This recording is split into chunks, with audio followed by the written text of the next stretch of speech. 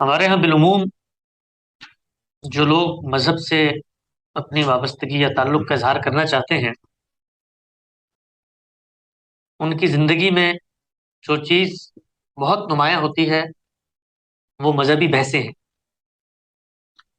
जिस साहिब इल्म से वो मुतासर होते हैं, जिस नुक्ता नज़र की तरफ उनका मीलान या रुझान होता है, जो निज़ाम फ़िक्र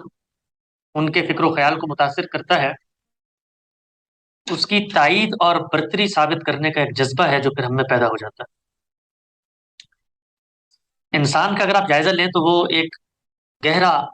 नफ्सियाती एहसास रखने वाली मखलूक है। जब मैं कहता हूँ कि इंसान एक गहरा नफ्सियाती एहसास रखता है तो इसका मतलब ये होता है कि इंसान महज किसी फिक्र या अकली मुकदमे की तायद में नहीं खड़ा होता, बल्कि उसके साथ बहुत सारे ऐसे दूसरे शख्सी अवामिल हैं जो उसका इहाता कर लेते हैं, लेकिन उसको इसका शऊर नहीं होता। इसको एक सादा मिसाल से हम समझते हैं। हमारे यहाँ माशरे में इस वक्त बहुत सारे मजहबी अफकार आपको नजर आते हैं, बहुत सारे मजहबी उलमा हैं जो अपने अपनी आरा पेश कर रहे हैं। हम लोगों में से बाज लोगों ने जब गांधी साहब की फिक्र का इंतखाब किया तो वो ऐसा नहीं था कि हम सब ने उनके सारे के सारे जो मनहज फिक्र है या उनका पूरा का पूरा जो इस्तदलाल है उसको सुन के, उसको पढ़ के, उसको समझ के उसकी तरफ अपने ताल्लुक का इजहार किया हो, बल्कि बिलुमूम ये होता है कि जो नताइज हमें नजर आ रहे हैं, जिन नताइज की मुआफ़क़त हमें अपने शख्सियत के साथ महसूस हो रही है, उस असर के तहत हम फिक्र का मुताला शुरू करते हैं। यानी कुछ चीज़ें खुद हमारे यहाँ पहले से डेवलप होकर सामने आ रही होती हैं, तो हमें उस साहिब इल्म के यहाँ उसकी मुमासलत महसूस होती है। इसका एक और नतीजा ये निकलता है कि जब हम उसकी फिक्र को अपनाते हैं, अपनाने के बाद उसके नताइज जो उसके नज़दीक एक मुश्किल इस्तदलाल के प्रोसेस से गुजर के निकले हुए होते हैं, हमारे नज़दीक ऐसा नहीं होता। बल्कि हम ये कहते हैं कि जो कुछ हमारी ख्वाहिशात थी, जो कुछ हमारे तकाजे थे, जो कुछ हम चाहते थे, उसको एक अच्छे मजहबी स्कॉलर ने एक जुबान दे दी। तो अब होता क्या है, होता यह है कि जब कभी उस मजहबी स्कॉलर पर या उस आलिम पर कोई तनकीद होती है, तो हम उस तनकीद को दर हकीकत अपने ऊपर तनकीद समझ रहे होते हैं। और आपने ये भी बिल्कुल देखा होगा कि जब भी आपकी किसी महबूब शख्सियत के ऊपर कोई शख्स जुबान खोले, तो इंसान की जो शख्सियत है उसके अंदर उसी तरह से मुदाफ़ियत या दिफा का जज्बा पैदा होता है जैसे वो अपनी जात, अपनी जान, अपना माल, अपनी आबरू, अपनी इज्जत की हिफाजत करता है। ये वो जगह है कि जहां से असबियत पैदा होती है। और असबियत इतना खतरनाक मर्ज है कि इसकी तशखीस होना कमोबेश नामुमकिन होता है। हम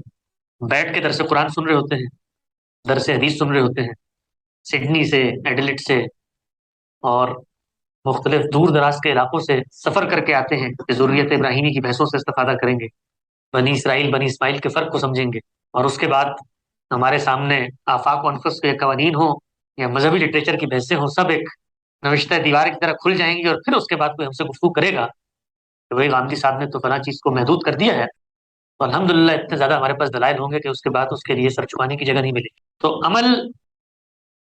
दीन की तरफ हो रहा होता है, दीन के रास्ते में हो रहा होता है और दीनी उमूर की अंजामदही में हो रहा होता है, लेकिन उसके पीछे जो मुहर्रिक होता है वो मुहर्रिक दर हकीकत अपनी जात और अपनी शख्सियत के मुताले के बाद जो कुछ हमने सोचा समझा है उसका तहफ़्फ़ुज़ होता है। इस दुनिया में अल्लाह ताला ने हमें यह बताया कि जब हमने कौमों को मुंतखब करने का फैसला किया और उनको एक जिम्मेदारी के मनसब पर हमने फाइज किया और उनमें हमने अम्बिया को मबूस किया, उन कौमों ने भी दर हकीकत यही मामला किया। यानी जो चीज या जो इल्म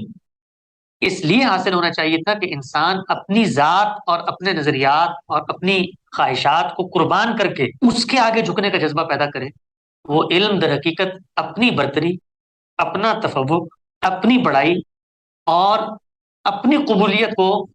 लोगों के सामने आम करने का एक जरिया बन जाता है। आप देखिए, यहूद की रिवायत हमारे सामने है, अल्लाह की मुंतखब कौम और वो कौम की जिस पर अल्लाह ने बड़ी इनायतें की। लेकिन आप देखिए कि कुछ ही अरसा गुजरा, उस कौम ने कहा कि ये तो हमारा इस्तेहकाक है कि हम ही जन्नत में जाएंगे। یہ تو ہمارا استحقاق ہے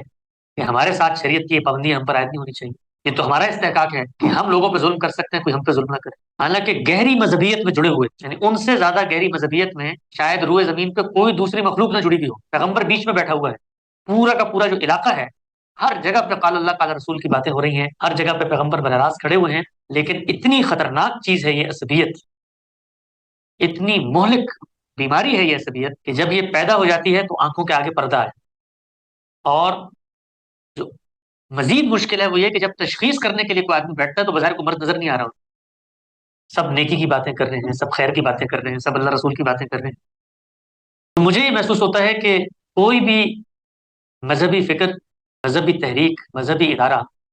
اس سے جب لوگ وابستہ ہوتے ہیں تو ان کو جس چیز کا بہت زیادہ اہتمام کرنا چاہیے وہ یہ کہ وہ اپنے آپ کو اس طرح کی عصبیت سے بچائیں. ایک بہت بڑے عالم ہیں مولانا مناظر احسن گیلانی رحمۃ اللہ علیہ، دارالعلوم دیوبند کے بڑے اکابر اساتذہ میں ان کا شمار ہوتا ہے. وہ یہ کہتے ہیں کہ دیوبند کے اندر درس حدیث ہو رہا تھا، تو ہم نے دیوبند کے ایک شیخ الحدیث تھے مولانا محمود الحسن صاحب دیوبندی، دیوبند کے بانیوں میں سے ہیں، بہت بڑا ان کا نام، شیخ الہند کا لقب ان کو دیا گیا. تو ان سے کہتے ہیں ہم نے پوچھا کہ یہ بتائیے کہ رسول اللہ صلی اللہ علیہ وسلم کی ناموس اور عزت پہ جب کوئی حملہ آور ہوتا ہے یا کوئی اس پر تنقید کرتا ہے تو مسلمانوں میں اتنی جذباتیت کیوں پیدا ہو جاتی ہے؟ اپنے استاد سے کہتے ہیں ہم نے یہ سوال کیا. تو مولانا محمود الحسن صاحب دیوبندی علیہ رحمہ نے فرمایا یہ بتاؤ کہ اگر تو یہ شدت اور اس قدر، جس کو آپ کہتے ہیں خالص جذبے کا اظہار ہے رسول اللہ کی ناموس کے تحفظ کا، تو یہ بتاؤ کہ جو لوگ نکل آتے ہیں گلی بازاروں میں وہ اللہ کے رسول کی ہدایات، اللہ کی منشا کی یافت، اللہ کی خواہش کو دریافت کرنا، رسول اللہ صلی اللہ علیہ وسلم کا حسن خلق، آپ صلی اللہ علیہ وسلم کا عبادت میں احترام، اس کا اہتمام کرتے ہوئے تمہیں کیوں نہیں نظر آتا؟ یعنی اگر تو رسول اللہ سے اس قدر گہری وابستگی اور گہرا لگاؤ ہے تو لگاؤ تو کنسسٹنٹ ہونا چاہیے، وہ تو ہر پہلو میں ہوگا. انہوں نے شاگردوں سے پوچھا کہ یہ بتاؤ کہ یہ رسول اللہ کے نام پر نماز پڑھنے تو نہیں آتے، روزہ رکھنے تو نہیں آتے، محبت اور تمیز سے بات کرنے تو نہیں آتے، مارنے مرنے کیوں نکلا؟ تو پھر خود ہی انہوں نے اس کا جواب دیا. انہوں نے کہا یہ مسلمانوں میں جو تمہیں اتنی شدت نظر آتی ہے اس کی وجہ یہ نہیں ہے کہ وہ سمجھتے ہیں کہ رسول اللہ صلی اللہ علیہ وسلم کی ناموس کی کسی نے بے توقیری کی ہے، وہ یہ سمجھتے ہیں کہ ہمارے قومی پیغمبر کو کسی نے چیلنج کر دی، ہمارے ہیرو کے اوپر کسی نے آواز اٹھا دی، ہماری ایک محبوب شخصیت جس سے ہم اپنے تعلق کا اظہار کرتے تھے اس کی جگہ سائی کی جا رہی. تو وہ رسول اللہ کی ناموس کی حفاظت نہیں کر رہے ہوتے، وہ اپنے اس جذبے کی آبیاری کر رہے ہوتے ہیں کہ ان کی سبکی میں ہمیں اپنی سبکی محسوس ہو رہی ہے. تو ایک بڑے آدمی نے، ایک بڑے عالم نے مسلمان معاشرے کے اندر جو ایک گہرا مرض ہے اس کو بڑی عمدہ مثال سے واضح کی. بلکہ اب تو آپ یہ دیکھیے، آپ نے حال ہی میں دیکھا ہوگا پاکستان، ہندوستان میں، بنگلہ دیش میں بھی یہ جو تحفظ ناموس رسالت کے نام پہ جو کچھ ہوتا ہے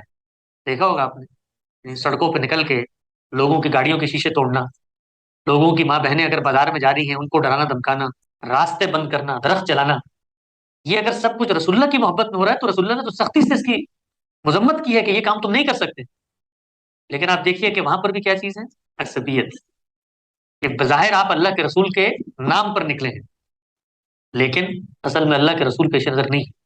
اپنی ذات اور اس کے اندر جو ایگو محصور ہے اس کی تسکین پیش نظر. آپ یہ دیکھیے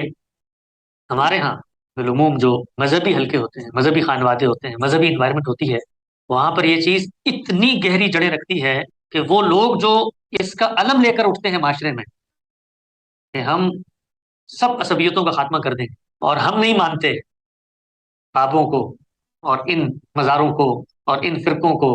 اور ان وابستگیوں کو اور ان مسلکی شناختوں کو، آپ یہ دیکھیے کچھ ہی عرصے بعد خود آپ کا یہ نعرہ اپنی ایک عصبیت پیدا کر کے اپنی علیحدہ شناخت بنا لیتے.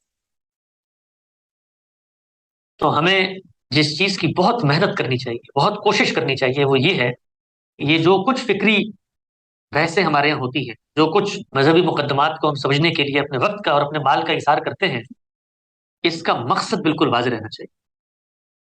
اس کا مقصد محض فکری یا ذہنی عیاشی نہیں ہونا چاہیے. اس کا مقصد ہماری پوشیدہ خواہشوں کو مذہبی استدلال اور آہنگ کی زبان دینا نہیں ہونا چاہیے، بلکہ اس کا مقصد یہ ہونا چاہیے ہے